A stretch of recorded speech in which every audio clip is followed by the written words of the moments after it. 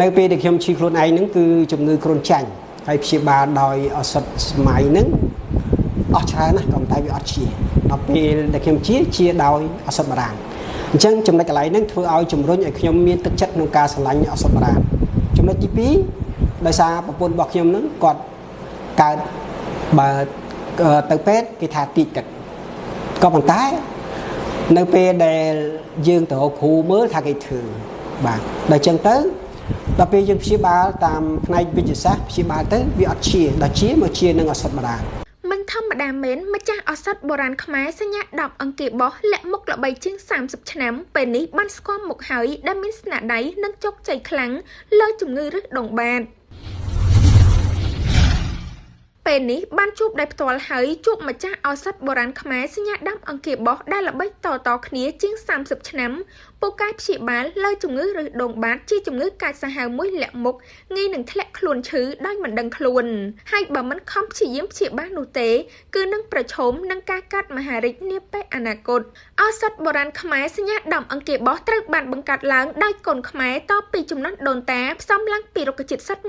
100% ដោយមានការទទួលស្គាល់ពីច្បាប់ជាតិត្រឹមត្រូវដែលពូកែនិងមានប្រសិទ្ធភាពល្អបំផុតជួយបំបត្តិរាល់បញ្ហាជំងឺរឹសដងបាតទាំងកម្រិតទាបនិងកម្រិតធ្ងន់ហើយអ្នកមានជំងឺរាប់ពាន់ម៉ឺននាក់នៅកម្ពុជាហើយបានព្យាបាលដោយជោគជ័យឲ្យមានសុខភាពល្អប្រសើរឡើងវិញល្បីពីមាត់មួយទៅមាត់មួយរយៈពេលជាង30ឆ្នាំហើយពេលនេះម្ចាស់ឱសថបុរាណខ្មែរសញ្ញា10អង្គាបោះពូកែព្យាបាលជំងឺរឹសដងបាតគឺលោកគ្រូវ៉ាន់ស៊ីនួនបានធ្វើការផ្ដល់កិច្ចសម្ភាសន៍និយាយប្រវត្តិរបស់ខ្លួននិងស្នាដៃរបស់លោកតាំងពីឆ្នាំ1992មកហើយលោកគ្រូមិនត្រឹមតែជាបុគ្គលមានសមត្ថភាពពូកែនោះទេបច្ចុប្បន្ននេះលោកគ្រូក៏ជាប្រធានសមាគមគ្រូឱសថបុរាណខ្មែរដែលដឹកនាំនិងបង្រៀនកូនខ្មែររាប់រយនាក់ផងដែរលោកគ្រូវ៉ាន់ស៊ីនួនបានឲ្យដឹងថាខ្ញុំបាទវ៉ាន់ស៊ីនួនជាគ្រូវិទ្យាសាស្ត្របុរាណដែលមានស្លាកយីហោសញ្ញាដើមអង្គាបោះបច្ចុប្បន្ននេះខ្ញុំជាប្រធានសមាគមគ្រូឱសថបុរាណកម្ពុជាមុននឹងឆ្លើយនៅសំណួរបងអូនខ្ញុំជម្រាបជូនអំពីប្រវត្តិដែលខ្ញុំខ្លាយខ្លួនជាគ្រូឱសថបារាំងដើមឡើយខ្ញុំ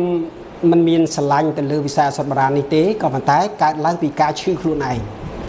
នៅពេលដែលខ្ញុំឈឺខ្លួនឯងហ្នឹងគឺជំងឺគ្រុនចាញ់ហើយព្យាបាលដោយឱសថសម័យហ្នឹងអស់ច្រើនណាស់ក៏ប៉ុន្តែវាអត់ជាដល់ពេលដែលខ្ញុំជាដោយឱសថបារាំងអញ្ចឹងចំណុចកន្លែងហ្នឹងធ្វើឲ្យជំរុញឲ្យខ្ញុំមានទឹកចិត្តក្នុងការស្រឡាញ់ឱសថបារាំងចំណុចទី2ដោយសារប្រពន្ធរបស់ខ្ញុំហ្នឹងគាត់កើតបើទៅពេទ្យគេថាទីទឹកក៏ប៉ុន្តែនៅពេលដែលយើងទៅរកគ្រូមើលថាគេធ្វើបាទដល់អញ្ចឹងទៅដល់ពេលយើងព្យាបាលតាមផ្នែកវិទ្យាសាស្ត្រព្យាបាលទៅវាអត់ជាដល់ជាមកជានឹងឱសថបារាំងដល់កន្លែងហ្នឹងហើយជំរុញលើទឹកចិត្តរបស់ខ្ញុំហ្នឹងឲ្យខ្ញុំហ្នឹងរៀនទៅលើផ្នែកវិទ្យាសាស្ត្របារាំងហ្នឹងអញ្ចឹងខ្ញុំបានឆ្លងកាត់សាលាពាក់ព័ន្ធជាមួយនឹងរៀនផ្នែកវិទ្យាសាស្ត្របុរាណឱសថបុរាណហ្នឹងគឺដើមដំបូងគឺខ្ញុំរៀននៅសមាគមលោកគ្រូកៅសរិនបន្ទាប់មកបានខ្ញុំរៀននៅមជ្ឈមណ្ឌលជាតិស្រាវជ្រាវវិទ្យាសាស្ត្របុរាណហ្នឹងបានទទួលសញ្ញាបត្រដែលទទួលវិញ្ញាបនបត្រទទួលស្គាល់ដោយក្រសួងសុខាភិបាលចំណុចដែលបងអូនសួរថាលោកគ្រូព្យាបាល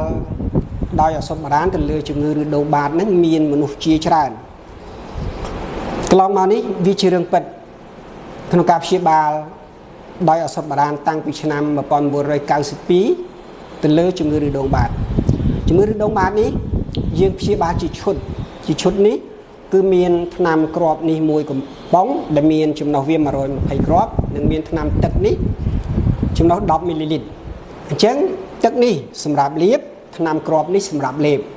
ថ្នាំគ្រាប់នេះមានគុណប្រយោជន៍4យ៉ាងទី1ជួយរំលាយអាហារជួយដោតខ្យល់ជួយបត់ជើងស្រួលនិងផ្សះឬដុំពីខាងក្នុងចំពោះថ្នាំទឹកនេះមានគុណប្រយោជន៍វា2យ៉ាងលាបឲ្យស្វិតឲ្យរួញបាត់ទៅតែម្ដង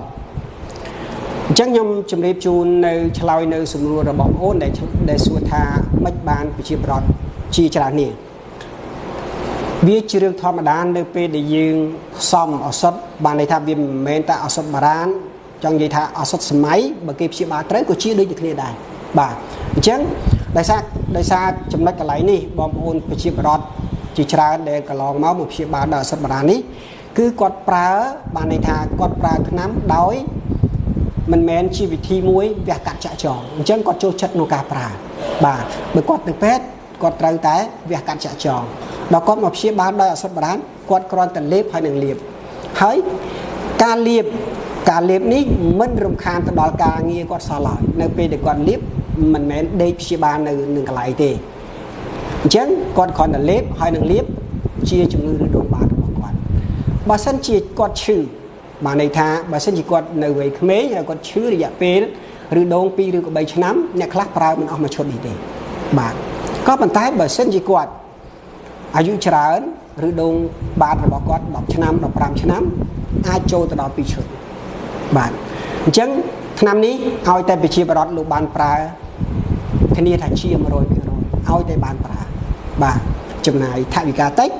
chùm này pi vi liệt tết bà sống ở cùng បាទសូមអរគុណច្រើនគ្រូ បាទ បាទសូមអរគុណច្រើន